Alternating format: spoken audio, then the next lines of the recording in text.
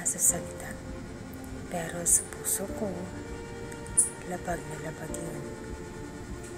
Saying goodbye was easy compared to the pain I felt inside.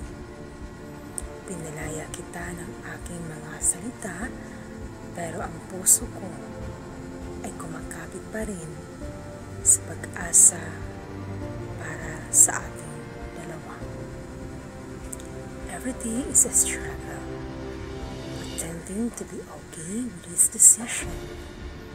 But the truth is, letting you go was the hardest thing I've ever done.